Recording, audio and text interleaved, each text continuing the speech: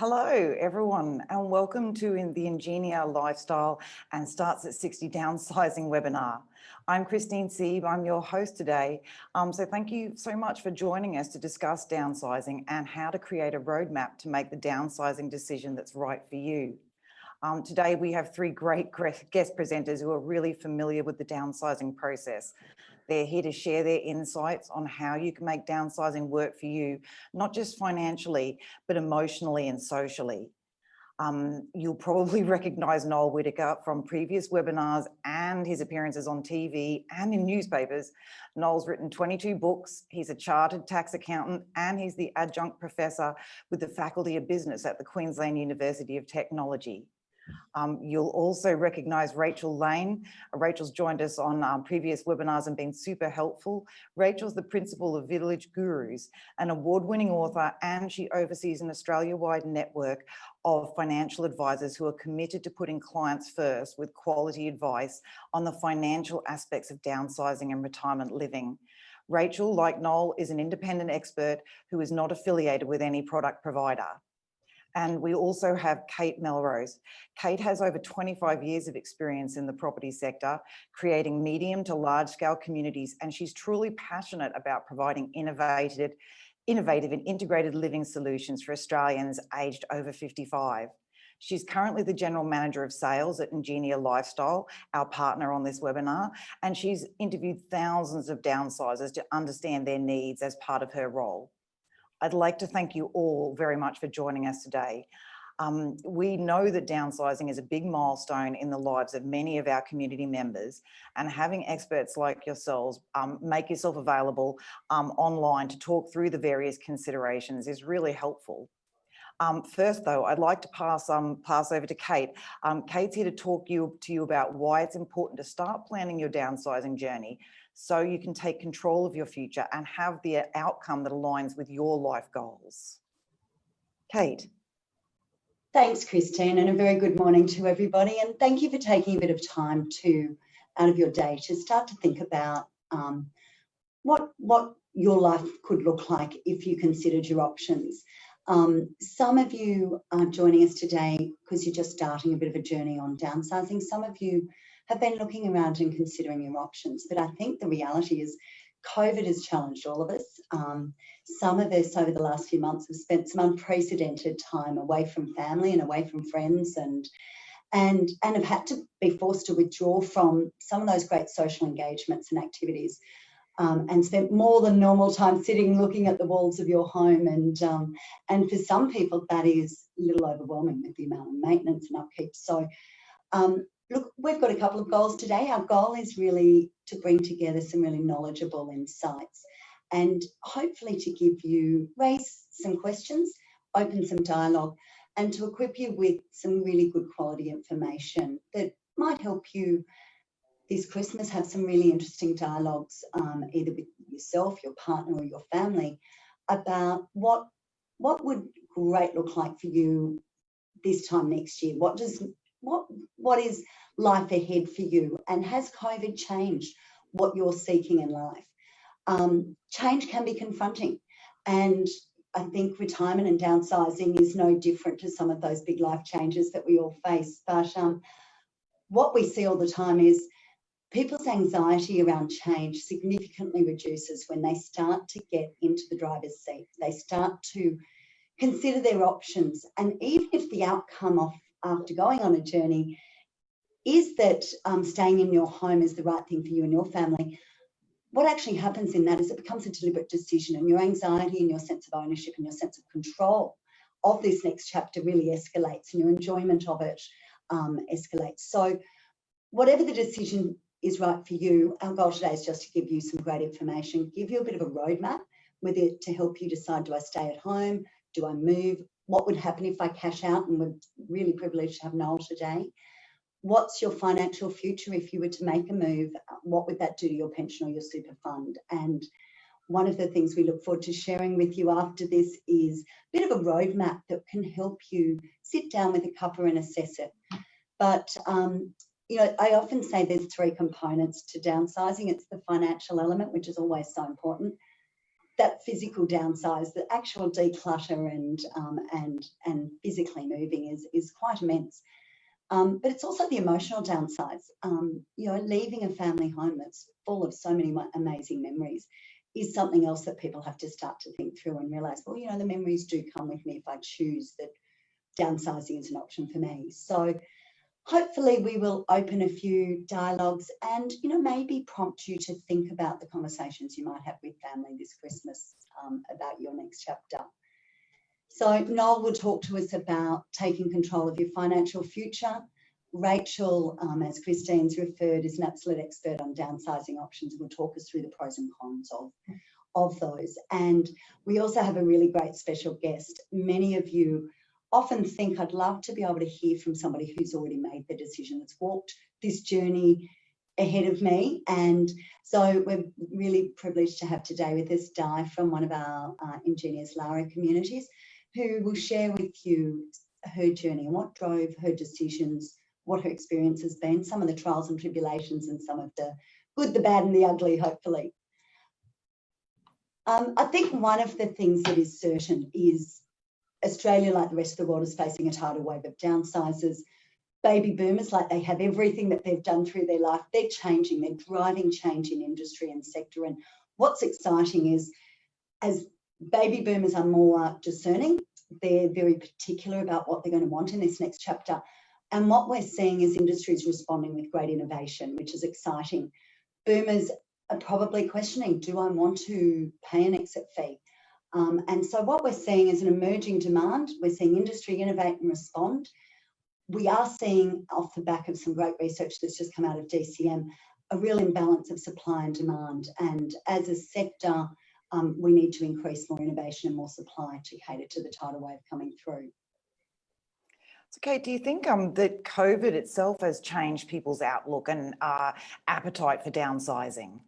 Look, I think it's very much changed the psyche. We've never faced so much social isolation, and where humans are very tribal beings, we need to connect and belong, and our health and wellness is absolutely paramount to being able to have those social connections. And a lot of people have lost that. A lot of people today are sitting at home. They've stopped their golf, they've stopped their bowling, they've stopped seeing friends and family as frequently.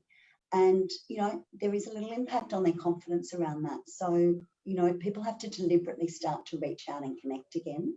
And so I think we've seen an increased appetite for community living, for social connection, family connection, and a very big focus on health and wellbeing. I think COVID has really challenged and given us a sense of vulnerability around our health. And I think people will really start to seek longevity. And I'm delighted to see innovation in industry, in lifestyle communities and some of our other competitors that are really innovating in the health and wellness space, preventative health, and really underpinning people's longevity in some of that innovation. So, I think there definitely has been a change in the buyer psyche. And it's great to hear about that kind of innovation, but it can also, you've got more options. That's more things to think about. Some people right back at the start are wondering about the difference between, say, what's a retirement community or a retirement village? What's aged care? What's lifestyle community or land lease community? Can you spell out how to think of the key differences? Absolutely. I think the thing to understand is there is more choice available.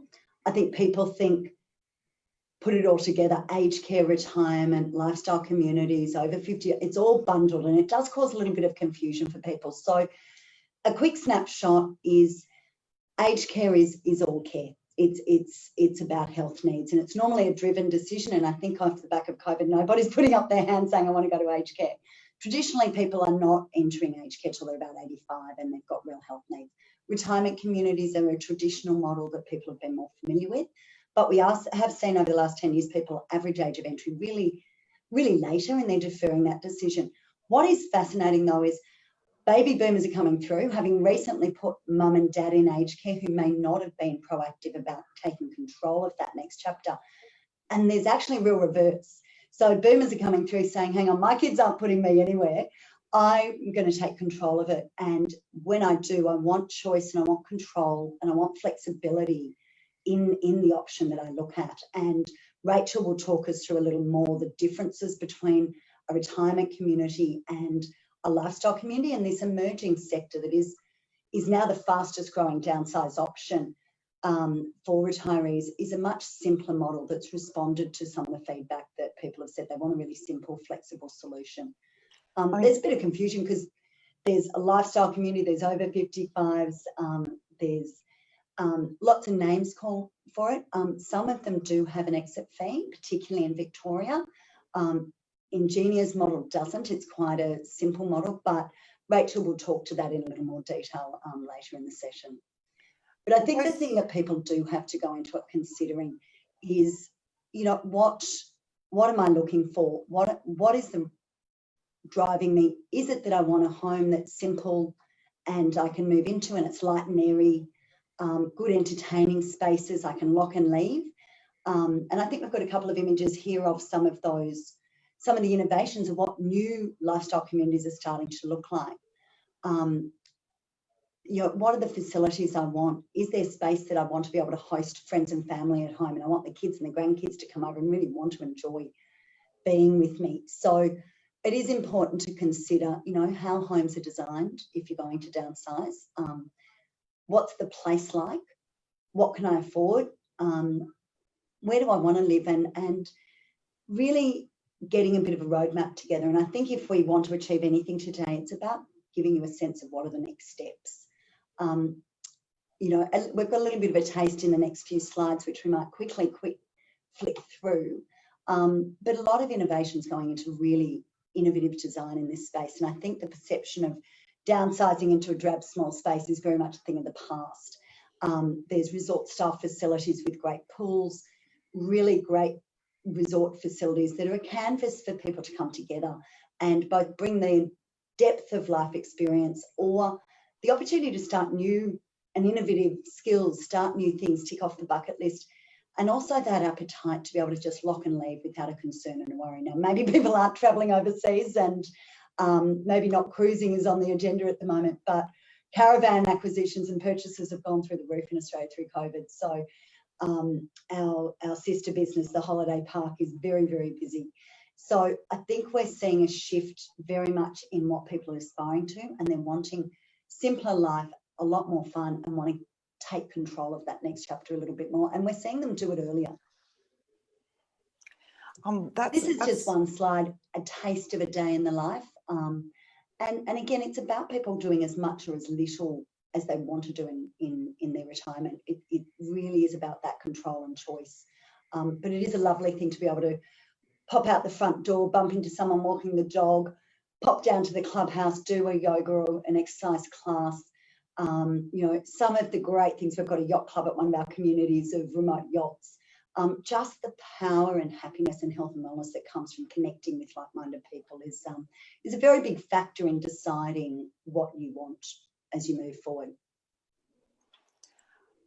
Of course, the other big factor is, as we always know, is your finances. And I know that Noel is going to talk a little more about that. But Kate, is there anything you would like to say around the financial options within Ingenia Lifestyle before we ask Noel about the bigger picture? Yes, for sure. Look, Ingenia's a publicly listed company. We're listed on the Australian Stock Exchange. We're probably the largest creator of lifestyle communities in Australia, and we partner with a company from the US, Sun Communities, who are the leader in this in the US. But it's pretty simple. We spend a lot of time listening to people, and I think I've personally interviewed 3,500. So it's do your shopping, do your homework, do understand. Our model is very simple. There's no entry fees, no stamp duty, no exit fees. Not all lifestyle communities are the same. So do your homework. But, you know, Rachel will talk you through some of the critical things that you've got to consider. But one of the key things Noel would talk to is how much money do you want in the bank? Because that's how much better you're going to sleep at night. So it's a bit about talk to an agent, find out what your home's worth, understand if you've got any other assets or if you're a pensioner, and decide how much money do I want in the bank to tick off that bucket list and really start to enjoy life. So, I'll leave that to Noel to talk to. He's the absolute expert in equity release and what people should be doing in this low interest rate environment if they were to sell their home and move into a lifestyle community. That is a great point. That's a great point at which we should go to Noel. Noel, can you talk us through how a downsizer can use this change to take control of their financial future, and also have an idea around perhaps when they might want to time that within their retirement? Okay, I guess the big picture thing is that the retirement income review, which has just been published, makes it very clear that the government is going to expect you to live off your savings. House is part of your resources, and the superannuation system is not meant to be a piggy bank where you can keep the money for your family after you die. To cut it short, they expect you to use your house. Now, everyone wants to know how much money we need, but the major factor which concerns how much you will have, how much you'll have when you get to retirement, and how long your money will last, is the rate of return you can achieve. And you can see on that slide at 5% at 84, you're out of money, and at 8%, 99. So getting the best return on your money is one of the most important things to consider. Now, you either downsize because you've got no option or you want to do it. Now, many people the government expects you to release the equity in your home. There's two ways to do this. You either sell the home and downsize, or you take out a reverse mortgage. Now, the trouble with the reverse mortgage is that you're paying interest on interest. There are no repayments of principal or interest. So every 12 years, your debt will double. So I think a reverse mortgage should be the last option for most people. We go back to downsizing. You may have plenty of money, but you're sick of all the maintenance of a great big home. Now, that's a good reason to downsize anyway. And if you've got plenty of money, the age pension isn't going to bother you. But I think you need to be careful that if the house is costing increasing maintenance and you keep putting off the decision, you reach a stage where it may cost you $100,000 in repair bills to sell the house. And you may be caught that you can't afford to pay what you need to pay to sell your house. Also now there are great innovative products called monthly income stream, lifestyle income streams, where part of your downsizing proceeds can be used to purchase a special kind of lifetime annuity, and only 60% of that counts for the asset test. And this means what you do then is you get a much better pension, and also a pension for, and also an annuity pension for life. And that's one of the best things, I think, for retirees to begin downsizing. Thanks, Noel. What would you say to that, Kate, about the, or Noel, have you got anything more you could say about the timing, when to do it? Well, I think it's better to do it sooner rather than later. I remember my wife's parents, they thought about downsizing, they thought about it and thought about it. Then they got to their 80s, and then they didn't because it was dead too much trouble. And then he died and she was left alone, a lonely old bitter lady in a depreciating home. That's what you don't want. One of the most important things about life, retirement happiness, is your social network. And I think the worst thing for a social network is be a lonely person left in an old, rambling, falling down home. That can be a living hell. That does not sound fun, and that's not something we would wish for anyone. Kate, you are talking to a lot of downsizers, and you have in the past. Are you getting it? Do you get a feeling about what point people want to downsize? Like if you've thought about the money, when's the time to sell your family home in the experience of the people you tend to speak to? Yeah, look, it's personal for everybody, and the time has to be right for you. You will know. I think there's two factors in it. One is people sometimes defer the decision because they're overwhelmed by they're trying to find the right information to make the right decision. So what I would say is be proactive and go and shop, go and suss out the opportunities for you while you're fit, able, and if you're going to move to a new community, you're really willing to want to connect with new friends. The physical downsize is also immense, but I think in terms of, post-COVID, people are saying, do I sell now? Do I defer selling? What's going to happen in the market? Because this is your biggest asset. And you want to make sure you're cashing out of it and getting as much money as you can. And look, the one thing I would say is, there was great data released by CoreLogic yesterday. We've got a bit of a perfect storm right at the moment where there's really low supply levels on the market. There's low interest rates. The property market is seeing really significant buoyant growth off the back of the low supply at the moment. We're not sure what's going to happen, the midterm of falling migration rates and immigration and unemployment. And when the incentives cease, we're not quite sure what impact that's going to have on the property market. But right at the moment, you can see here in these graphs, November's seeing a really big uplift in auction clearance rates. It's almost back to normal levels off the lower volumes. And there's very limited listings. So some people are coming to us and saying, hey, we want to cash out now. We think this is the time. Our kids have had a financial challenge and we want to have some cash in the bank to be able to help them if we need. Or if the kids lose their job through the economic recovery, we just want a bit more of a buffer. So look, we're seeing a very proactive approach by people to try to use this perfect storm window at the moment to capitalise out of their homes. It was a fairly, those CoreLogic numbers were fairly amazing and showed how resilient broadly the Australian property market is. We did look at those, but having sold or thinking about selling is half the issue. Rachel, I know that you advise people on this topic all the time. What do you need to think about next, as well as selling the family home? What do people need to consider on finances and otherwise? Well, I mean, the biggest question obviously is, where are you moving to? And when it comes to downsizing, there's lots of different options. So some people will downsize into a strata title unit or an apartment, or even just a smaller home. I guess we see that work well and not so well. You can't control your neighbours, and your neighbours don't necessarily enjoy the same lifestyle that you do. So I know that in my family, my mum has downsized into the Docklands down here in Melbourne, and for the most part, she loves it. But at this time of year, when the schools break up and there's Christmas parties and things like that, and there's a lot of apartments on Airbnb, it doesn't necessarily make for a good night's sleep. So I guess, if you want to control your neighbours, you can't really do that in a strata title development, or even in a smaller home where you have title.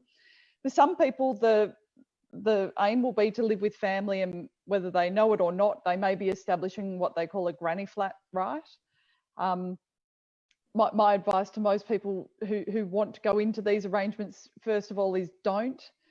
Second of all, if you have to, know that they are the most complex.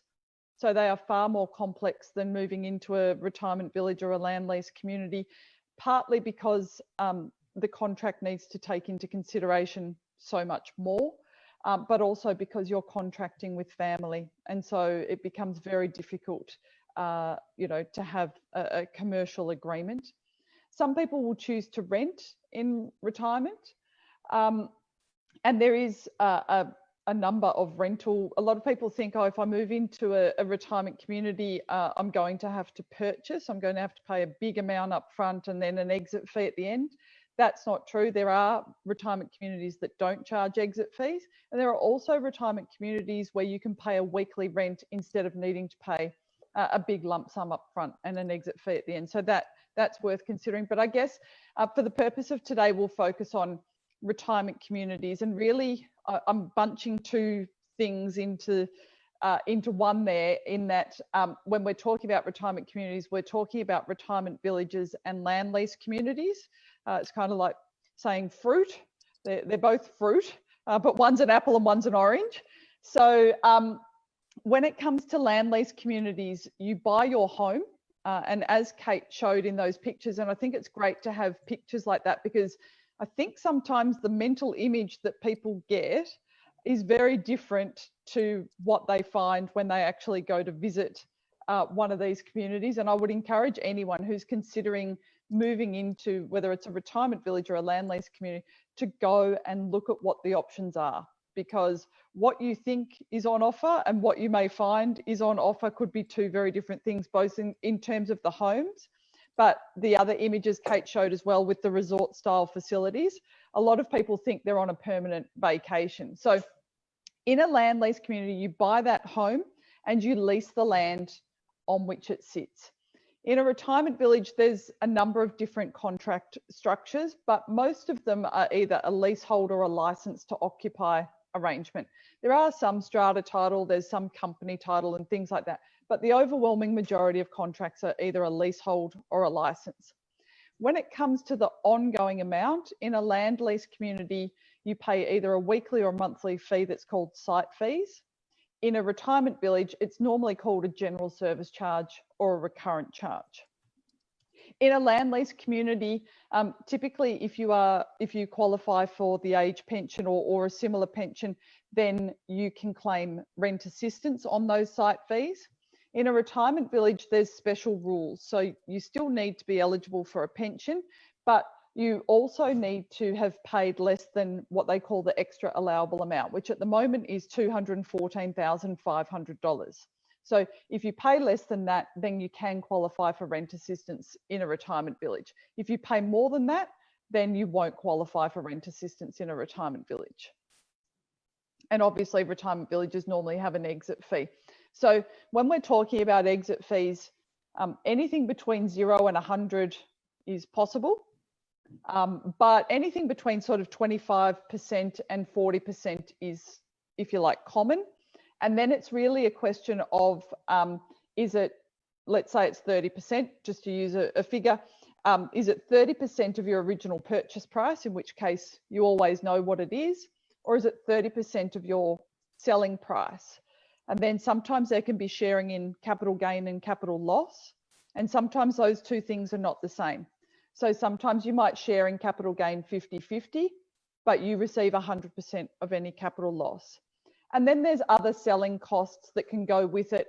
And often these selling costs apply to any home. So home in a land lease community, a home in the community, an apartment, anything, which is things like agents' commissions, marketing fees. And sometimes, depending on how long you've lived there, you may need to do some refurbishment of the property before you sell it to make sure that you're getting the best price.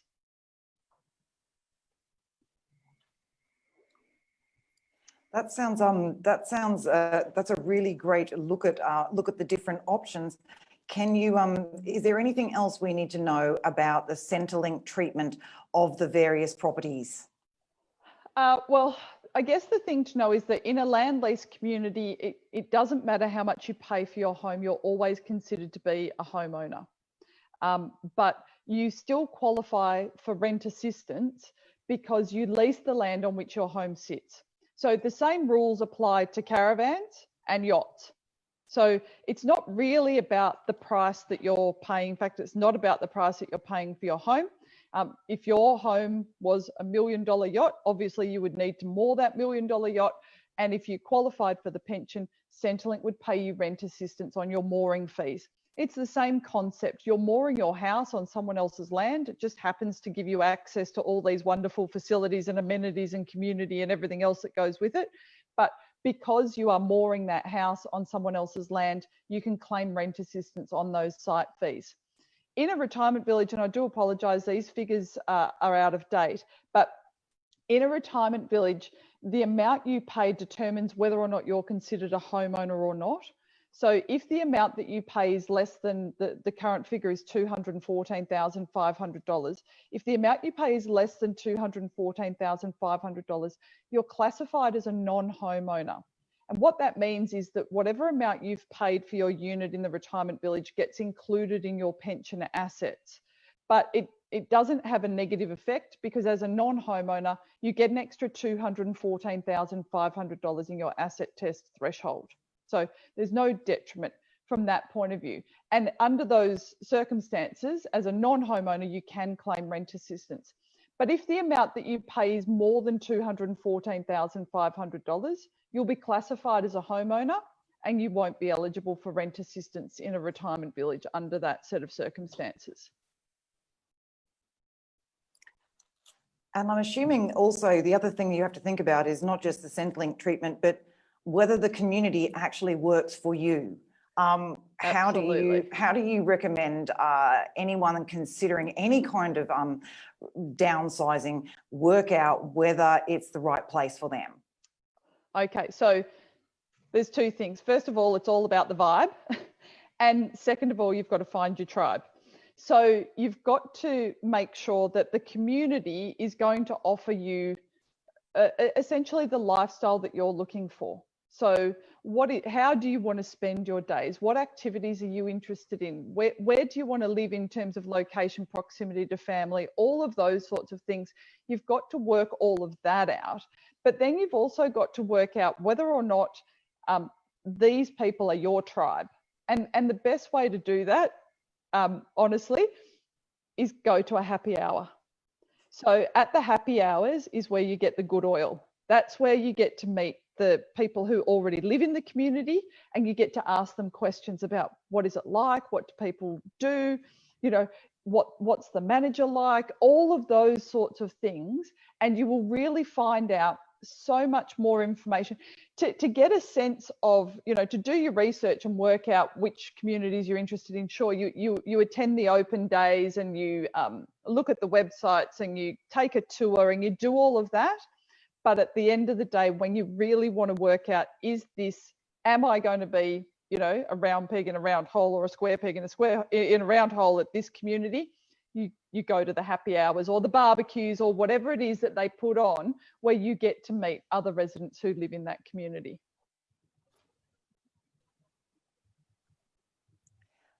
Those are such great points. And I think there's also nothing like hearing it from the people who know.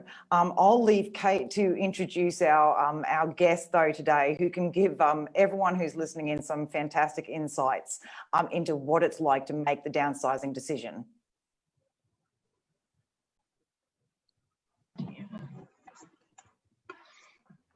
I can't hear it. Kate's muted. Oh.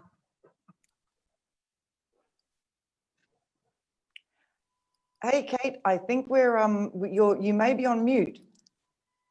My apologies. Oh, we've got you. No, it's all Sorry. good. We can hear you now. I'm in an office and they were slamming the door next door, so I'm sorry, guys. I just wanted to say a very big warm welcome to Di.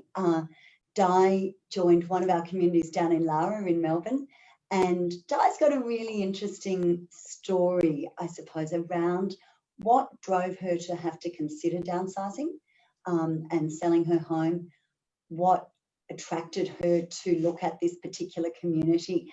And Di, it might be worthwhile you sharing with people what has happened since you moved in and how that has shifted, you know, the social engagement and the connection has actually shifted and impacted on your life. I won't steal your thunder because it's quite a beautiful story, Di. Thanks, Kate. Hello, everybody. Yeah, I found myself in a situation about 4 years ago, early 2016. My husband and I decided to separate, and it was a pretty dreadful time, obviously, with that situation. And we already lived in Lara and had watched the Ingenia Lifestyle village being built. And at that time, of course, we had to put our home on the market. And all of a sudden I had these big decisions to make for myself. And it was, where am I going to go? Where am I going to live? What's going to happen? So I decided to go and have a look at the Lara Lifestyle community. And the three main important things for me were, could I afford it? Was it safe? And would I fit in? And after going in and having a look and speaking to the staff, Yes, I could afford it. The homes were terrific. I had a look at the wonderful facilities that were on offer, and I was still in Lara, in a suburb that I was felt at home in. So for me, that was a tick the boxes straight away. And then I went home, and I was speaking with my husband, and, you know, because we were trying to sell our house and just work out our individual plans. And I said to him, where do you think you'll go? And he said, well, I've been thinking of the Lara Lifestyle Village. And I said, well, guess where I've been today? I've been to the Lara Lifestyle Village. And all of a sudden I thought, oh my God, you know, now he's going to be my neighbour. So he was a bit uncertain, but still put his deposit down. And once our home had sold, and I moved straight in. So I moved in September of 2016. Immediately made wonderful friends. They wrapped their arms around me. I just felt like I was going to fit in there. And I think one of the special things I think that made a difference, when my son and daughter had a look around the village too and met my neighbours, they said, Mum, you're going to be okay, aren't you? And I said, yes, I am. Yes, you know, and that's a big thing, I think, with what we were going through. Anyway, it didn't end there. I you know, got quite involved with the village. I'm happy to speak to anyone who wants to come in and just ask any residents any questions about how it made me feel, and it was very, very important. So lo and behold, about 9 months later, my husband actually took off in the caravan. He was still making his mind up as to whether to move in or not. And about 9 or so months later, he did decide to move in, and he was 4 doors away. So yes, he was my neighbour, which was a bit awkward, but still he got very involved with the men's group and just making his own social group of friends. I had ladies, and, you know, we'd go out for lunch, go out to the movies. And over the few months, we'd run into each other and just say hi. And there was, you know, you're always doing that at the village. And I got a bit ill, and my husband then found out that I hadn't been well and come over and caught up with me. And long story short, we got back together. So we sold our individual homes and bought another one. So we've been through the process of buying and selling and buying. And we're really, really happy. The community here has just made such a difference, as we've both seen it from a single person's point of view. Now, as a couple, again, we go away on holidays, we get involved in what's going on in the community. There's always something to do. I can remember going and checking the mail. My record for checking the mail is 3 hours. I go over to the central mail area and check the mail, and then you go into the clubhouse, have a cuppa, see who's there, and it was 3 hours before I got home one day. It's just amazing. Di, it's quite a heartwarming story, and I think it plays to the fact that, you know, change is confronting, and when people are facing retirement and, you know, maybe stopping working, their dynamic and relationship with their kids change at this chapter too. Their friendship groups somewhat shift. I often find women say, you know, as their husband may retire if she's been at home, you know, I married him for breakfast and dinner, not for lunch. I don't quite know how this relationship's going to evolve through this. And, you know, they are the realities of relationships. And, but I think it's a really beautiful story that really articulates a couple of things. One is, one of the things that you said to us that really attracted you to it, particularly given you had this division of finances that you had to try and accommodate, was that it was very unique in Melbourne at the time. There was no exit fee. So, you know, you've worked very hard. You've had a business and you've worked very hard, and you want to hold on to those funds and not pay an exit fee. What were the things that attracted you to Lara compared to something else in terms of the model? It was, I'd heard stories about other retirement setups that, you know, the exit fees would make a difference at the other end. And I mean, as a mum of two gorgeous kids, it was important that the financial side, you know, there had to be a better way. And the Lara community, Ingenia community set that up. It was set up, and as I said, we've been through the process. Everything was as laid out, and that's pretty important, because, you know, it's got to be something that a parent can leave to their children, but we still get the advantage of enjoying everything that is set up for us there while we're here. Yeah. And I think the other thing is, Di, it is that social connection. I think, you know, when we've seen your husband get really engaged with things, it's amazing. Again, back to, we're social beings. We need to be connected and engaged. And I think it's recognising that transition and taking ownership of how important social connection and activity and a sense of purpose is to our health and well-being and our happiness in what should be the best years of our life, because you work very hard for them. We have conversations of a night, you know, like pre-COVID, obviously it's been a lot different this year, but pre-COVID it'd be, well, what are you doing tomorrow? Oh, well, I'm doing this, this and this. I'm going to have a game of pool, and I'm going to do this, and I'm going out for lunch with the ladies. And the funniest thing is I can come home from shopping. His car will be here, but he's not. So he could be anywhere in the village. He could be at, you know, half a dozen friends' houses. He could be playing pool. He could be in the pool. So I know he's here somewhere, and that's our life. We sort of cross over and we join together. Sunday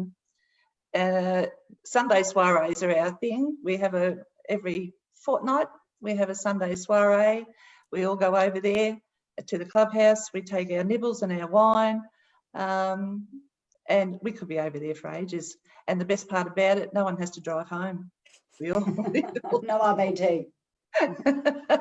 we all just go home, and there's no drama, and, you know, it's just a lot of fun. It's, you know, a positive community. I can't speak highly enough of it.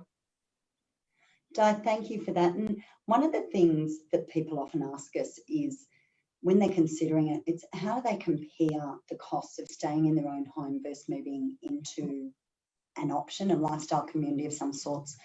And, you know, Rachel's been doing an enormous amount of work on a tool that can help people, because, you know, it's great to hear from Rachel about what you need to consider, but it's then translating that into what does that actually mean for me. And so we've been working closely with Rachel, and we're excited that in the coming months we'll be able to share with people a great tool that lets them really compare those costs and bring it home. And for any of you that are considering it, we will share with you following this a bit of a roadmap that spells out the journey that Di's been on, the journey that you need to consider, and many of the things that have been raised in today's session. And I do encourage you, have a cuppa, sit down and just take some time out to imagine what your future should be. I think COVID has been very confronting for all of us, and I encourage you to, you know, get back in that driver's seat of life and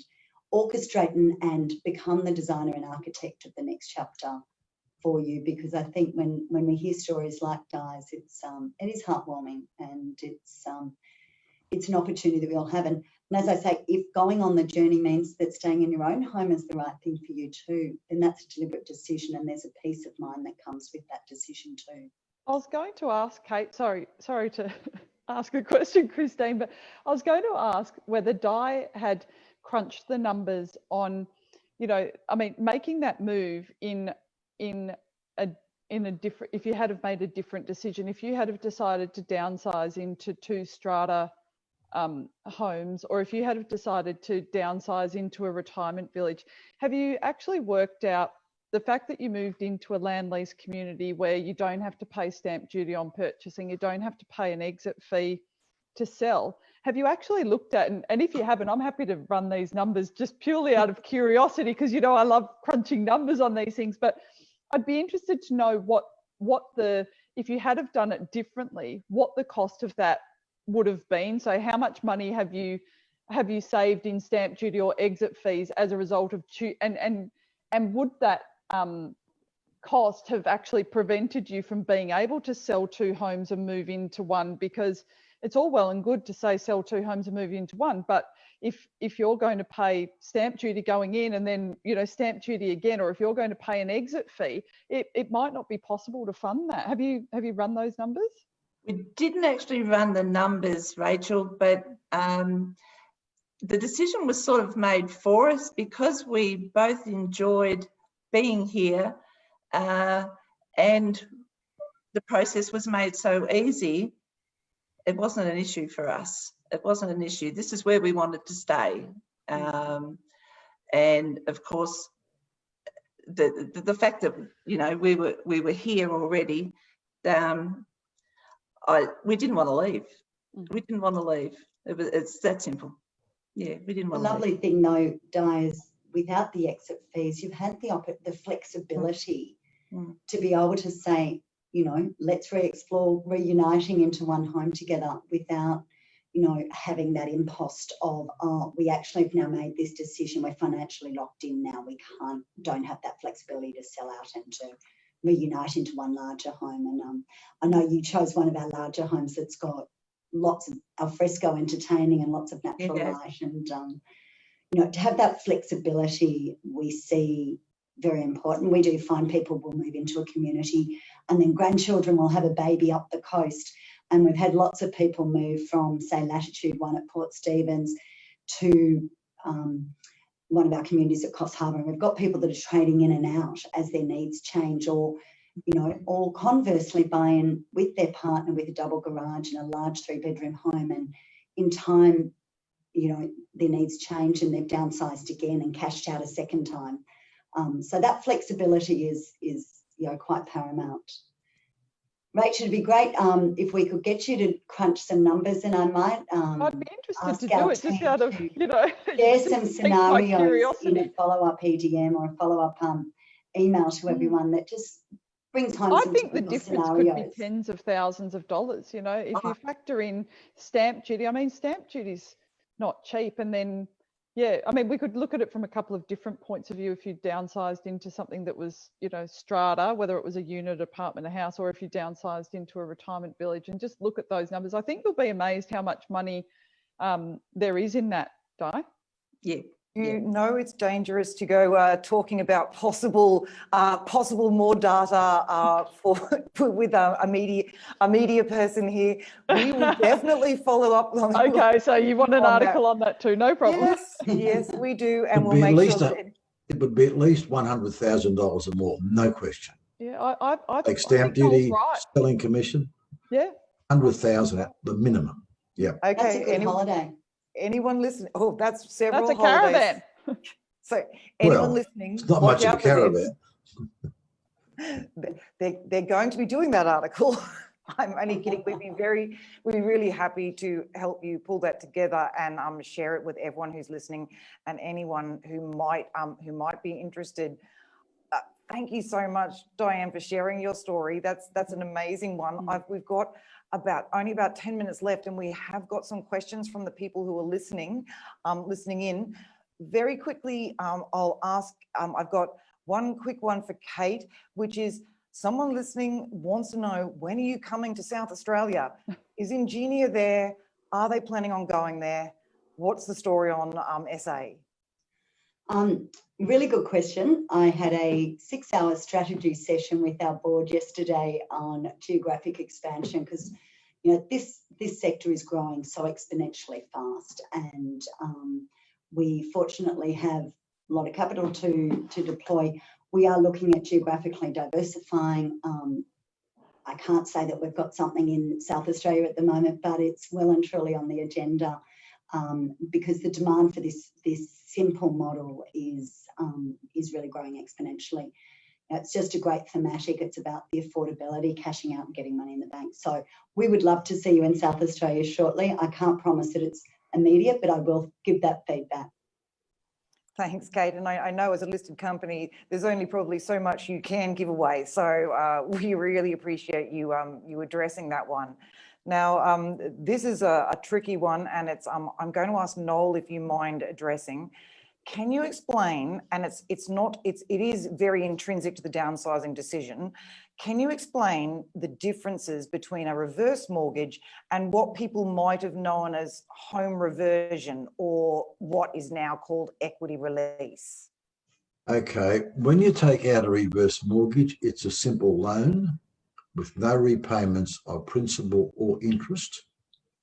There are no other issues. I think the Bendigo Bank in certain suburbs, not everywhere, you can sell them part of your house. And then you keep the house and you sell part of your house. It was described by Paul Keating against eating your house recently. I guess that's the main difference. In a reverse mortgage, you borrow against your house, so you've got a growing debt. In the equity release, someone takes over part of your house, and then you've got all the troubles of joint ownership. I think the downsizing model is so simple. That's a really succinct way of putting it. Thanks, Noel. And now I've got to jump back to Kate, because we've got a viewer who has asked, what provision, if any, do land lease communities make for people living with disabilities or who develop a disability later in life while they're living in the community? Are, say, communities accessible? Can you have a property built with features that might meet specific needs? Can you talk to that for us? Yes, absolutely. And look, I think all of our homes are designed as much as we can to age in place.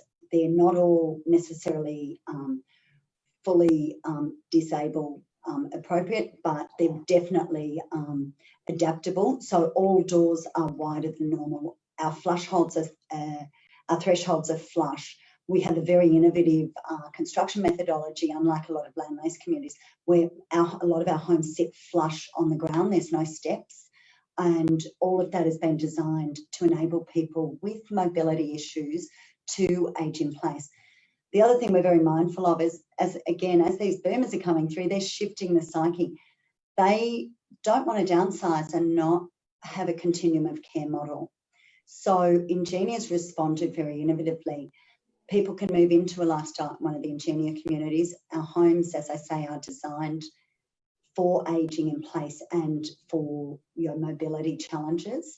But the additional thing is we have a program called Care Assist, which is a really innovative program that is really your care concierge, and you can dial up and dial down care as and when you need into the future.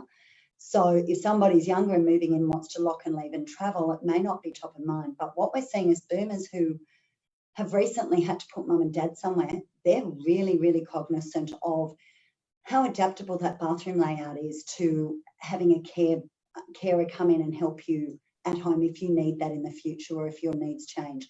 So all of our designs have thought those issues through and give you, again, it's that flexibility to be able to stay in your home and age as circumstances change, as and when you want to. Thanks, Kate. And this is an aligned question we've received from actually a different viewer. And it is great that Care Assist can come into your own home and allow you to live independently there for as long as possible. If you come to a point in which that's no longer possible and you do need residential aged care, there's two questions. Are you aligned with any residential aged care providers? And also, if someone needs to go into residential aged care, is there any way of knowing how long it may take to sell their house in the community so they can make that move? So I'll answer the second part first, and Thanks. then, so the second part is it easy to sell your home in a lifestyle community? Because it's important to be able to access that cash. One of the things that some more traditional retirement communities do is there is limitations on who and how you can sell it. Ingenia has no limitations on it. You can sell through Ingenia, and we hold very big databases and wait lists for a lot of homes, and you get 100% of any capital growth. So it would cost you the cost of an agency fee, or you can go and use an external agent, however you choose to cash out. So we've tried to simplify and give you control around that. To the first part of the question, we don't have an alliance specifically with an aged care provider. We're not an aged care provider. Our care concierge has a facility to fast track your assessments. But I think, and Rachel can talk to as the aged care guru that you are, there's such a shift coming in terms of people will be going to aged care for shorter periods of time in more crisis periods moving forward. And the government funding will actually be with you to bring services into your home as an increasing trend moving forward. So we had a fantastic presentation on it yesterday. But Rachel, you are the aged care guru. I will let you talk about some of the things that are shifting in terms of person-centred care. Yeah, look, and I think it's a bit of a misnomer, you know, Kate. I think the media have done a fantastic job of perpetuating this myth that aged care equals nursing home, and if you need aged care, you have to move into a nursing home. And I think the Royal Commission has debunked a few myths around that, because I think that there's been sort of expectations around that if I have very high care needs, I have to move into aged care, into a residential aged care facility, or if I move into residential aged care, I'm going to get more care, or I'm going to get better care, I'm going to get more better care. And I think the Royal Commission has shown that that's not true. There were more than 1.3 million Australians who received aged care services last year, and only about 250,000 received that care as a permanent resident of an aged care facility. So it's not the choice that most people are making. Most people want to stay at home. And that's why I'm not sure which viewer it was that asked that question about care, but that's why you need to ask that question. Because when it comes to retirement communities, I always say to people that they're kind of on a spectrum. You've got carefree communities, and the contract will say, if you need care, you need to leave. You've got care communities that are set up to be 24 hours a day, 7 days a week, very much like residential aged care. And you've got everything in between. From if you need care, it's your own home, sort it out yourself as you would in any other home, through to programs like Ingenia who say, well, no, we've got people who can help you navigate that maze, because you need to know where to zig and where to zag. So make sure you ask that question, because for a lot of people, the downsizing decision is a really big decision, and they typically make that decision and not want to move again. So even though you might not need care now, just ask the question, what happens if I need care? And it might be that you don't necessarily need care. There's a bit of a perception that if you need care, you'll need care forever and ever, amen. But it might just be that you need care to recover from 2 new knees, like Noel got a few years ago, you know, from playing too much golf. But it might, but you know, it might not necessarily be that you need somebody to assist you, you know, every day or every week for the rest of your life. You might just need that assistance to get back up on your feet, pardon the pun, and then you're right, you don't need the care anymore. So just ask that question, what happens if I need care? Because the answers will vary from one community to another. That's fantastic. And as Di will tell you, there's been incidents at Lara where if somebody needs to go to hospital to have a knee or a hip replacement, we, Ingenia Care, will put in place care and services that can organise home bathing, shopping, getting you to the doctors, all of those things. That the nice thing is, if you can have somebody else do it, it frees up that obligation on your own children and enables you to make sure that the relationship with your children is one of love and cherishing, and you've got time to enjoy with them, not that they're running around doing all the jobs for you all the time. And that again plays to your sense of independence. That's another great point. Thanks, Kate. We're almost out of time. We're going to actually run over a little bit, because I really want to be able to ask a last few questions that we've received. This is the right at the other end of the spectrum, which is, and it's one for you, Kate. Do you have to be 100% retired to move into an Ingenia community? Absolutely not. And we are, you know, Di will tell you, you know, we've got some incredible people living in our communities that are either in paid work or unpaid work, doing some incredible things and really still contributing to, you know, in so many ways. So no, a lot of our residents are still actively working 1-2 days a week, some full time, but have chosen to at the same time cash out of their home and start ticking off that bucket list while they're still working, and we're seeing that as an increased trend. That's amazing to hear. And this is okay. We're swapping right from each end of the spectrum here, and now we go right to the end of life. Someone is asking, can you leave your land lease community dwelling to your family in your estate, or do they have to sell because they won't necessarily be over 55? So part of, I suppose, the protection, and Rachel talked earlier about the importance of living somewhere where you've got like-minded neighbours, and you may not get that in the apartment with the Airbnb teenagers next door. But so yes, you can will your asset to your family. It's a willable asset. If they're over 55, they can easily move into it and the lease transfers. If not, if they're not over 55, it would be on sold, and they would do it as they normally would with the financial assets that come from the sale. And that's a bit of your protection, that you're not going to live somewhere and have the noisy teenagers move in next door. And also protection for your family, because it means that they are not left with a property that has fees ongoing, say, that they would have to meet. So it's protection both ways. I've got one more quick question for Diane. Diane, you're obviously quite a social person who is really happy to chat to neighbours and everyone in their community. What's your experience like for the people who like their own personal time? You know, can it be, do you still get that, the quiet downtime, the time when you just want to have some time to yourself and you don't feel like having a chat at the mailbox? Is that okay? Absolutely. We tend to utilise our beautiful clubhouse as often as we can, because that gives you the opportunity of gathering in a central space, for example, and then when you've had enough, you just say goodbye and you go home to the privacy of your own home. So we utilise the facilities that are here. So yes, you can get your downtime, absolutely. That's great. And I'm afraid that's all we have time for today. So I would love to thank our amazing panel. Thanks so much for taking the time to talk to us. Diane, thank you for being the special guest and coming on. I think it's been great to hear your real story, and it's a pretty amazing one.